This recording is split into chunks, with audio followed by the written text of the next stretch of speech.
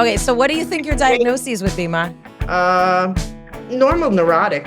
Okay.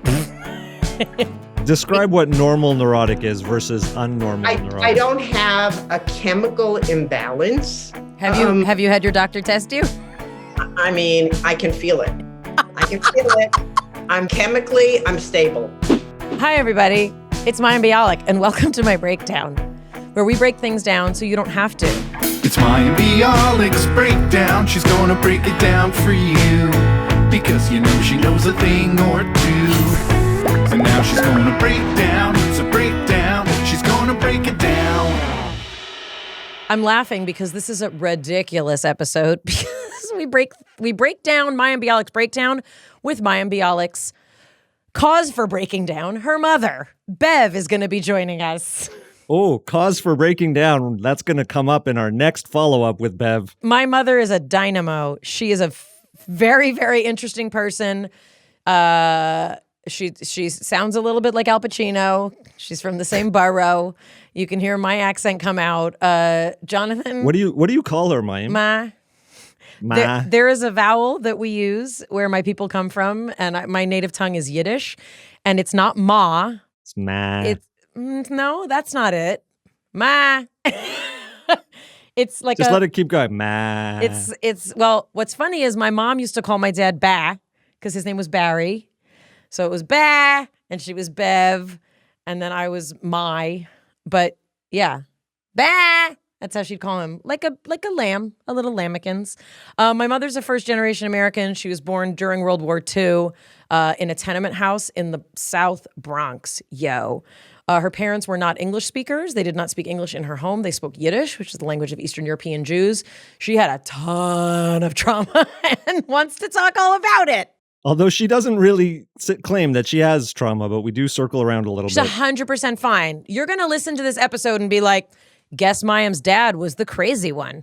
So just so people have a little context, what we do is we brought Bev on to give her reactions of the first 3 episodes, and it got wild. It got wild and made Mayim very uncomfortable, which was part of the fun. Let's welcome Bev. Break it down. Okay, so what we wanted to talk about, well, I was telling Jonathan that you've had some really, really interesting just like feedback on the podcast. And it's been really helpful, like, to hear your takes on things. So the first episode, you're already getting hot. Are you okay? I'm good. Okay. The first episode was Grace Helbig, Anxiety. And I remember, this is what I remember. The first thing you said to me is, I love the podcast, but, and I said, yes. You said, I don't recognize the person you describe as me. That's exactly right. That's exactly right. right. So why don't you tell us a little bit about what you mean and like what that was like? So I guess I didn't expect on the podcast when guests speak that you would also be speaking about your experiences. Have you never listened to a podcast? Michelle Obama. That's it. That's the only one you need to have listened to. Thank you. So when Grace was talking, I'm like, great. And then you started talking about your childhood. I literally said to myself, who's that woman she's talking about? I didn't recognize my behavior at the time as being that way. And I didn't know, because sometimes you put on a theatrical voice to make things funnier. I was hoping you were doing that to kind of get people to like you and like the podcast. It's exaggerating. But then as I started thinking about it and thinking, okay, maybe I could grant that was me then. And through all the therapy, years and years of therapy, I have done away with those behaviors, which were causing friction between us and the family unit. Oh, that's actually a different take. Why was therapy in air quotes? I don't know. If she goes to regular, normal old psychotherapy. Take away the air quotes. So one of the things also that you seem very agitated about was that you don't bite your nails. Do I bite my nails? No. So you said it not in the past tense. You said it in the present. It kind of bothered me. So then again, I thought you were exaggerating. Okay, here we go. Do you pick your cuticles until they bleed? No, not until they bleed. No. till No. just before they bleed. I'm not going to say yes. No. Yes, before they bleed. For the viewers or the listeners at home, she's holding up her cute little Eastern European hands. Yeah, they're better when I used to go for the manicure, right? My mother's solution to nail biting when I was a child was to start getting manicures. So what's wrong with that? So nothing is wrong with that. But by definition, we actually don't know if you're biting your nails if you cover them with gels. It means that you've stopped the anxiety acting out there. Can I ask a question? If somebody has a way of quelling their anxiety, isn't that what you're supposed to do? I mean, in other words, I'm coping that way. Why are you judging me? And I'm thinking if a girlfriend said the same thing, you'd be like, good for you, figuring out a way to take care of your anxiety. So I'd like to remove the word judgment. On the episode, I remember Mayim talking about her own nail biting. Did she speak specifically about, I don't remember that she did. I said I grew up with a mother who was a nail biter. Yeah. Oh, okay. I But missed that part.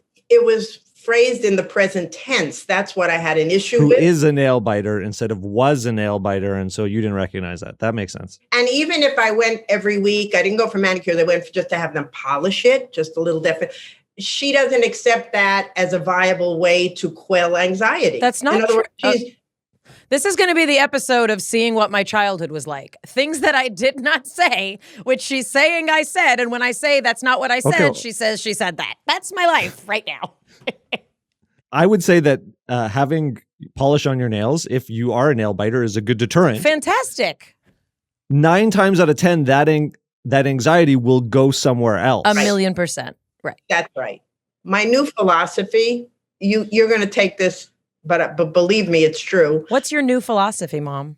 People, I mean, I said it as a joke the other day, but I think I'm right on it. People are really acting out during this pandemic. And I find especially a lot of senior people are suddenly really more than ever saying, well, what the hell? You know, I've been quiet my whole life. I'll do what I want now. And it's like, really? I mean, that just doesn't feel genuine. But anyway, so now I kind of assume everybody has some kind of mental illness unless they prove otherwise. That is the perfect operating philosophy for me. Everyone has some form of mental illness unless you prove Do you otherwise. include yourself in there? Oh, yeah, absolutely. No, I'm asking her. Okay, so what do you think your diagnoses would be, Ma? Of who? Of you. I was an enabler for a long time. That's a bad condition. Okay. Is that it? That's all? Normal neurotic. Okay. Describe what normal neurotic is versus unnormal neurotic. I don't have a chemical imbalance. Have you had your doctor test you? I mean, I can feel it. I'm very, but I do have quirks, and I do have, you know, all the crazy things that I got from growing up. But chemically, I'm stable. I like that. Hold on one second. I like that she also has a doctorate in neuroscience, apparently. She's hashtag chemically stable. You don't like it? I mean, Nah. I didn't know they give out that seal of approval. No, you get stamped when you go to the therapist enough. They That's say right. chemically stable, chemically unstable. It's the two streams. So we left off before we got sidetracked there for a second about what are some of the things, the quirks that you mentioned that you got growing up? Because I was curious about your use of typical neuroses. We were very outspokenly judgmental of people's physical appearance. Okay, so hypercritical. My father pointed out everyone who was overweight, and he didn't understand why they were overweight. If they could see that they were overweight, why didn't they just change that by not eating? That's what he told me all the time. Go up to them and say it to their face, because that's what my father did. He wouldn't go out of his way to do that by any means. But if it came up. Okay, what else, Ma? Very weepy. Weepy. What does that mean? We always were crying in my house. Okay, so let's break that down. We were always crying for no reason. My father, he was laughing because everybody was crying. So your dad would laugh if other people were brought to tears? His joy came from causing the discomfort and then watching the discomfort play out. He took joy in seeing other people hurt. Okay, what else? Very consumed with, I'm very neat. And I think I'm going anti the hoarding I grew up with. There's usually, one of two responses to that either feels normal or you go the other direction. Did you feel an excessive need for order and a disruption if it felt out of order? Absolutely. Yeah. So that's kind of a control that you can just get things in. Yeah, so we've talked about obsessive compulsive disorder, which Right. is a diagnosis some people get. My mother also had a neuropsychiatric condition for which she was debilitated for a year when she was a child, 7 or 8. Is that right? I was 9. She was 9. And it was one of the PANDAS disorders. It's a pediatric collection of disorders that have a very high rate of anxiety and obsessive compulsive disorder that presents after the syndrome resolves. So we definitely talked about that. You were also raised, my grandparents were Orthodox, and not Orthodox like you think of Orthodox people, like, oh, they get vegetarian food out. My grandparents did not eat out.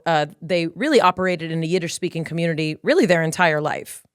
Did you have any, were there any kind of religious obsessions, or what was the emphasis for religion? There was there was always a fear that I would open a door and because of the way I was raised and the way the religion was presented to me, it was based on fear. Mm-hmm. So I always felt if I looked behind my bedroom door, God would be literally standing there watching me. Was there a physical entity that you thought of that? What did God look like? Like a person. That's the kind of thing that EMDR did so well. Because if you go in with that thought, you're not making it up, but you'll suddenly see that the person turns around and you see a face. Let me just explain to people who are listening. My mother very, very bravely and courageously entered personal therapy after my father passed away almost 6 years ago. And, I think she had dabbled, in therapy before. There have been times when I knew she went, but was really, really, really, really brave. And she also went to a grief support group for some time, but really, I don't want to say she excelled in therapy, but we do tend to excel in therapy.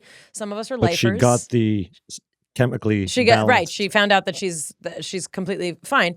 But one of the things that she and her therapist used as a technique is more of a CBT kind of technique, I guess. Well, I guess all sorts of people can do it. And it's called EMDR. I cannot remember what the initials stand for, but we can definitely put it on the website. And it's a method of going into specific traumatic, troubling experiences that tend to consume you or have an impact on many aspects of your life. What it is it's kind of it's a therapist assisted kind of, walkabout in those memories. And it can be very, very helpful. It can be very upsetting. And my mom really did really good preparation for that and super, super, super, super proud of her. That painting came out of that. And my mother took up painting also after my father passed. And she's done a lot of paintings of some of the images and feelings, that she's experienced. So I love that, she's taken a lot of her transformation and given it an artistic outlet. It's really, really beautiful. I mean, Jonathan and my artistic outlet is making this podcast. But hold on just 1 second. EMDR is eye movement desensitization and reprocessing. And the core of it is that you bring up a troubling memory like a shadow. Often troubling memories, we disassociate from them. We push them away. So this technique allows you to bring it closer. In a safe way. With a therapist, and then use a series of rapid eye movements to almost clear the cache of the computer. You're holding on to 2 electric buzzers in your hands. Oh. Mm-hmm. So he's pressing the buzzer, and when it presses, you don't speak. And when you're under, you don't speak. You're almost in a hypnotic trance. When you come out of it is when you speak. But you have to have weeks of preparation before you speak. And you have to develop a safe word. It's a lot of work. But what was the most fascinating part of that whole experience, and I want to say again, it's not that you imagine or embellish a memory. You literally can see something in that memory you didn't see when you were in it. So I remember a scene I spoke about, and it was as if a camera moved back behind what I was talking about, and I could see the whole scene from a different perspective and they're Wow. a different point of view. And I was able to look at the person with empathy and kindness, whereas before I looked at the person as being evil and angry. Right. Mhm. So you literally get to move the camera back. I'm curious, when you thought God was standing in your room watching you, He was. when you had that experience, did you feel that this God would be angry at you, would have judgment, had you done stuff wrong? What was the relationship that you felt? It was always like I was always in fear, because when you're told somebody's always watching every move you make, you never have a free moment. So that's why, yeah, that was my fear, that I was always being watched. It's a horrible feeling. Do you think that impacted your behavior sort of long term in terms of how you were in the house, like that nervousness? Did you feel like a heightened level of... Absolutely. It made a part of me timid and fearful. And I think that was the intent, to keep me timid and fearful. Because the philosophy growing up was, literally, my father said, if you don't leave the house, you can never be hurt. You don't ice skate, you don't ride a bike, you don't go skiing, you don't go in a car, you don't go to a restaurant. As long as you stay right here, you're okay. It's almost like what we have now in the pandemic, but it's from a different perspective, obviously. So that whole core thinking is an anxiety structured mentality and outlook towards the world. So while you didn't necessarily experience anxiety, or you didn't think that's anxiety, actually what you're describing in terms of your general outlook and framing Right. of danger is wildly anxiety inducing. The organizing principle being you're not safe. Right. That's right. Yeah. If you venture out of the one room apartment, you're Well, not safe. I mean, Mom, it goes much deeper than that, because you stop trusting your own thoughts, because that's, it's a system of control, 100% control. I think our sense of safety, how safe we feel in any moment, the amount of threat that we're perceiving.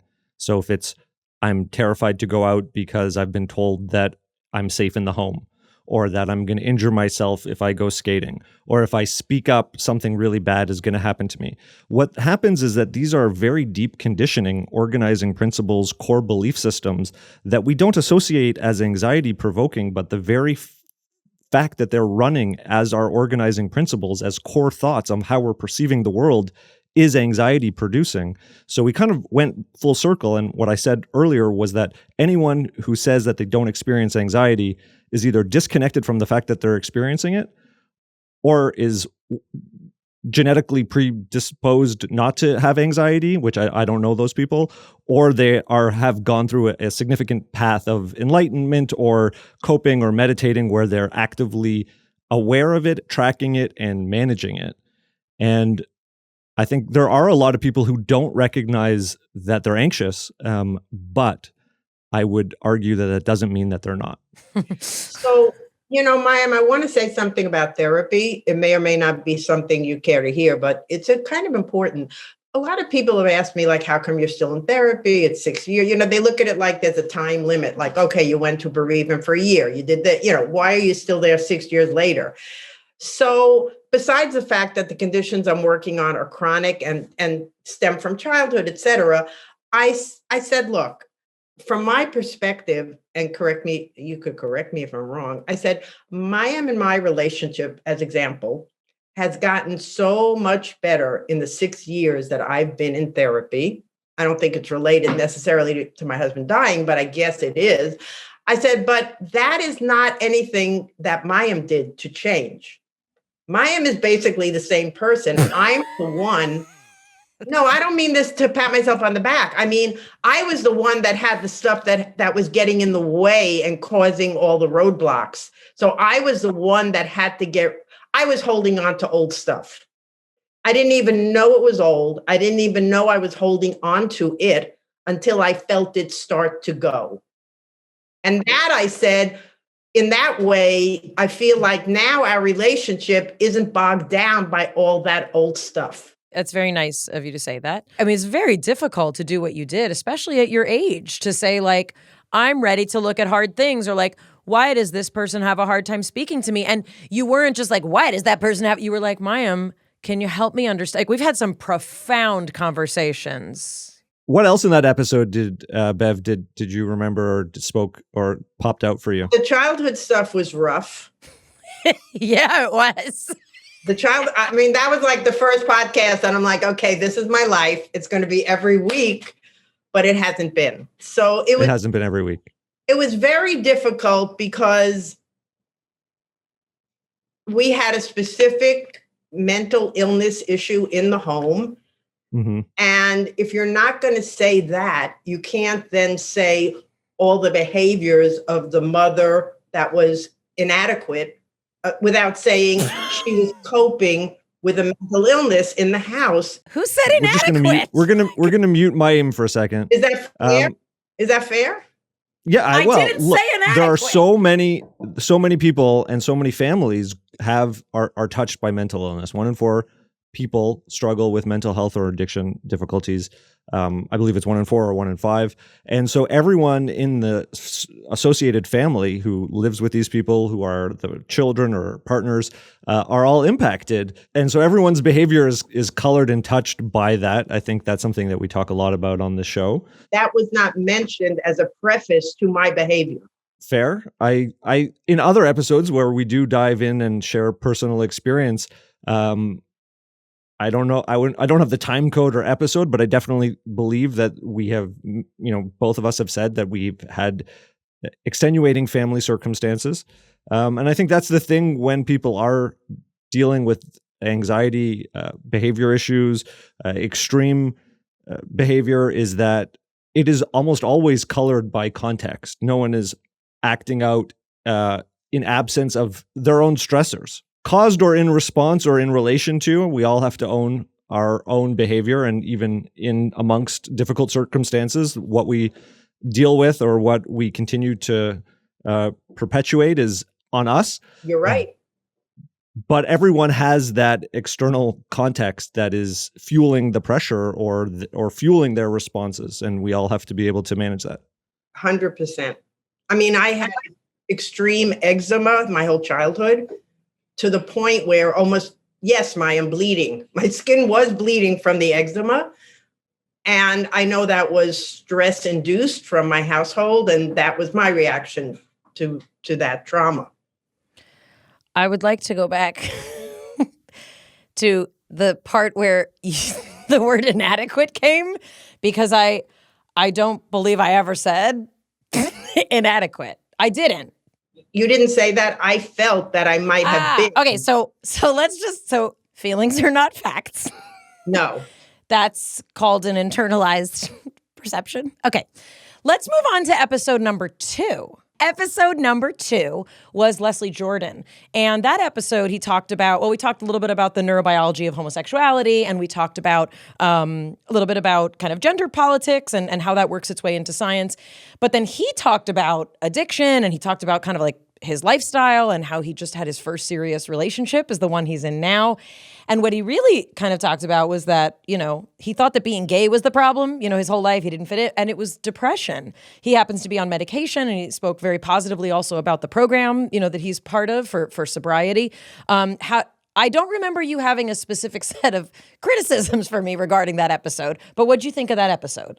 So, and they weren't criticisms in the first one, it was just shock value for myself. But in the second episode, personally, it was very difficult. I loved it. I loved it because he was so different than his personality on screen. And I expected him to be kind of on there's those air quotes. I expected him to be on all the time and kind of laughing but he was very, very serious about his life and about his journey. And, he's in my age group, so it was really relatable. But when he said he felt that cloud that was traveling over him his whole life, he always thought it was related to being gay, but then he realized it was depression.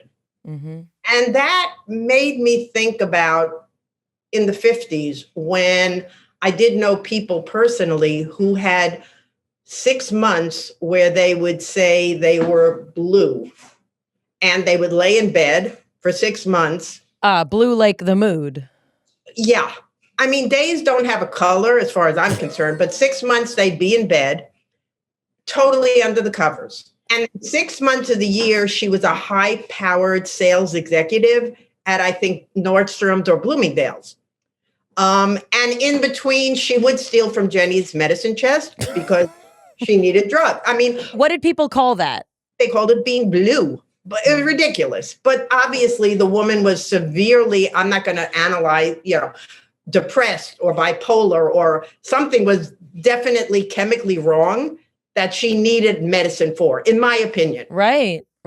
You grew up in a time where there was a lack of knowledge, Right. Like I remember there was, I think it would be, you don't have to name who it is. I think it was a great aunt on your father's side. I believe Yep. she, and I grew up and this was a story like she talks to cars. And I was like, she does what? And looking back, like that's schizophrenia. Like she was Absolutely. schizophrenic, 100%.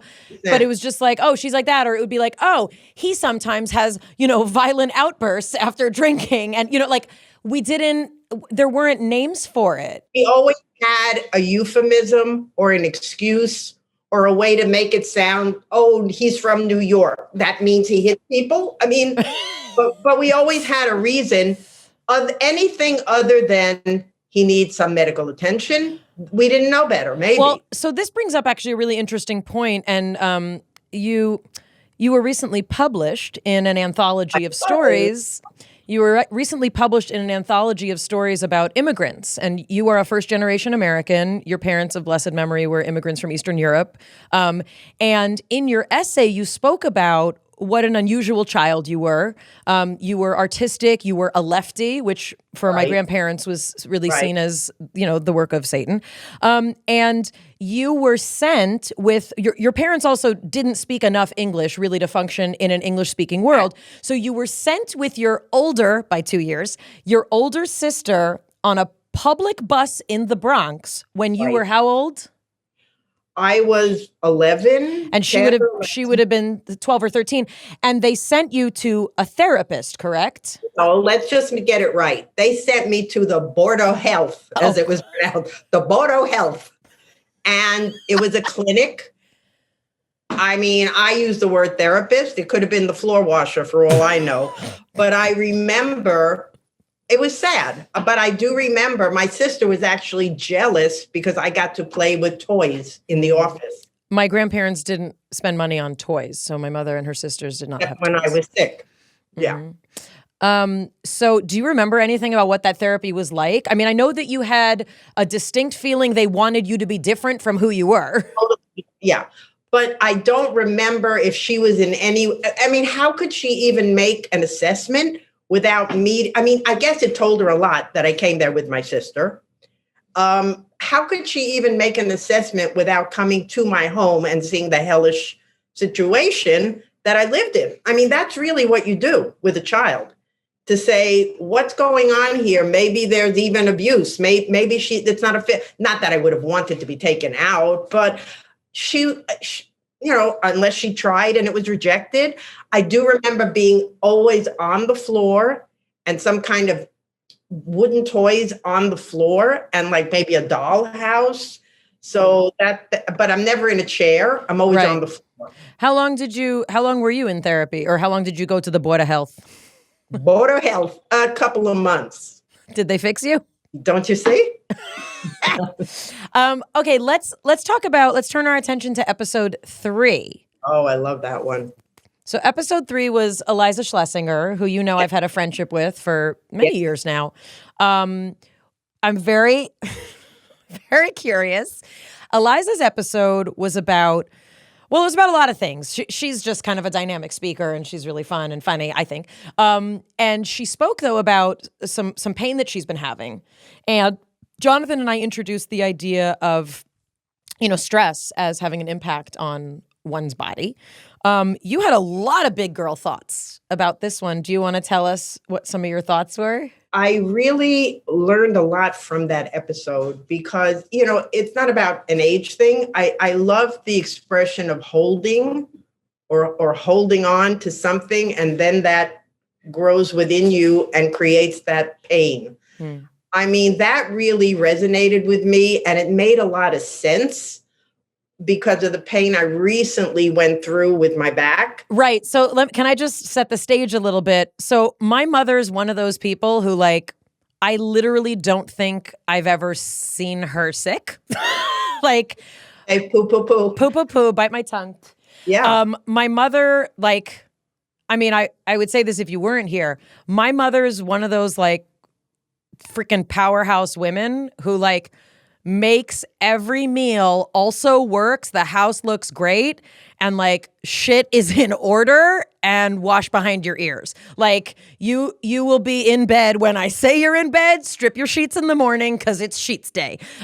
My mom, she didn't get days off. My dad, rest his soul, was a teacher, and he'd come home at 3 and you couldn't speak to him till it was dinner time because he was so stressed. And on the weekend, my father needed naps and he needed to be in the garden to reclaim his sanity. My mother worked Saturday and Sunday as the balabusta, the owner of the home. It was today we darn socks, then we do ironing, put the laundry out. I'm going to make a pie. That was my life. It was non-freaking stop. So who do you take after? Who you take after your mother? You. Oh, you take after me. Oh, I take after you. You. Yeah, you have all those traits. I don't know if you see it. I know how to iron a handkerchief, let me tell you. But my mother once had a minor surgery. She had her gallbladder removed, which was a huge deal because the woman's never sick. She doesn't get sick. She doesn't hurt. And then she once she had a little plantar fasciitis. But everyone hurts sometimes. Everybody does hurt sometimes. But Bev had some pain. And here's the thing. My mother also gave birth to 2 humans with no drugs in the 70s. I was born butt first, which is exactly as challenging as it sounds because you have to birth the body first, the head's still up there, then you birth the head, which is the largest part to birth. She did it with no drugs, probably made my father dinner that night. This is not a woman who doesn't know how to experience intensity. This is a woman who's a survivor. However, this back pain, she wanted to talk about it all day, every day. It turns out she has some arthritis in her spine, which happens. I know she might look 50, but she's not. Okay, flatterer. And she was extremely agitated by the fact that this was happening to her. Now, for her daughter, who did not inherit her body, but inherited that of my father's, which includes 4 hernias, chronic pain, all the things, bad back, she was astounded that this was her life. And I'm not saying I wasn't trying to be sympathetic, but she was a very good patient. She did all the things so that we could figure out what was going on. She now does maintenance at a very safe chiropractor office, which is really more kinesiology and body mechanics, but it's been really helping her. But the sweetest thing is after the Iliza episode, she said, I need to talk to you about this episode. I says, okay. And she called me and she says, you remember my back? Yes, Ma. Was that holding? It's I like to be clear. So, I mean, it's hard to answer, but what was your, did you feel there was a stress component? I mean, this also kind of happened during, so go ahead, talk about that. Well, I know you're going to say the difference, but I'm just going to say for myself, I talk to friends, I don't see myself exhibiting the kind of anxiety that my friends are expressing over the pandemic. Okay. I would say that's true. I'm not saying, oh my God, I can't wait. I got to get into Target. I got to go to the mall, which I used to do all those things all day and all night. But I am telling you that I am totally at peace with being at home with myself. I don't have a problem. I'm painting, I'm cooking, I'm eating. I'm busy all day before I know. You take walks in your neighborhood. 2 walks a day. I know everybody. But the point is, I don't feel outwardly anxious. So then when this back thing, and I heard her podcast, I'm thinking, okay, maybe that's where it all went. Oh. I held that. It's like when you grip yourself and then you finally can let go. It's like I was holding it in, and then suddenly it like burst. And all the anxiety went right to my back, right to my leg. I talk to my friends all my age every day, and they're like, oh my God, I'm going crazy. I can't stay in. I don't feel that, but I felt like maybe that's where it went. All right, Jonathan, you want to speak to that a little? Well, I could say something very unpopular. Okay. Which is that for everyone who believes that they're not experiencing any anxiety, I would say that unless you're actively managing it, you're experiencing it, you're just disconnected from the experience that you're having. And it's almost impossible to find anyone who doesn't have some sort of physical ailment, not that all physical ailments are from anxiety, but like those little nagging things, the things you can't get over, the things that are either keeping you awake or causing you to ruminate. My experience is that the people who say that they absolutely don't have that are either have amazing meditation practice, are naturally enlightened. You said the word I was thinking of. Enlightened? No, meditation. So this pandemic feels like, I mean, I hate it and I want it to be over, and I'm sick that people are dying, obviously, and I believe in it, but I feel like it's a meditation for the world. I mean, everybody has had to be quiet. Everybody has had to look at themselves. Everybody has had to live with themselves. And I really feel like that has been my saving grace through all of this. Not that I'm any great, meditator or guru, but I've learned really to be quiet. And I know people think I'm social, but really I'm a quiet person inside. This is we should do an episode on top 5 things I learned after my father died. My father was the social one, not my mother. Yes. I planned all the parties, and then I sat down and left the party. Once the food was out, I was happy. Who wanted to talk to me with him in the room? That's how I feel about when I'm out with mine. Okay. And you should. Oh, wow. There it is. So what did you think of the Cheyenne Jackson episode that we just dropped? It broke me. That podcast, wow. I said in a joke, I mean, inside, I'm a 6'4" gay man. Can you please give us more detail about that? Are you coming out of the closet? Is that what's happening? No. It was interesting when you said to him something like, oh, wow, my mother's experience is like that a little bit, because I started crying the minute he started talking, and I didn't stop. On the one hand, I never heard him say a bad thing about his parents until the end where the word abuse snuck in with the church. But I don't have great fond memories of my parents. It was a different era. However, he had these glowing, it was wonderful, wonderful, wonderful. We didn't have water, only 4 years, but the feeling of being not who you're allowed to be, the feeling of being underwater, bursting forward, bursting through that ceiling of water, to know you need to become yourself one way or another. I cried the whole time because he's still growing. He's still that boy. He's still under, and he's swimming every day. I mean, God bless him. Mayim Bialik's breakdown, you'll cry the whole time. I mean, it's a beautiful review. He's so kind when he said, I mean, our people, Mayim, don't call it a sabbatical. When they leave their family, it's not a sabbatical. It's like, F you. He's dead to me. You're dead to me, right? I mean, I'm talking from experience because I'm living through that sabbatical. It's only been 20 years. Okay. But we don't take sabbaticals. We kill each other. and leave no prisoners. The other thing was when Did you take notes? This is great. This is a full review. I always take notes on everything.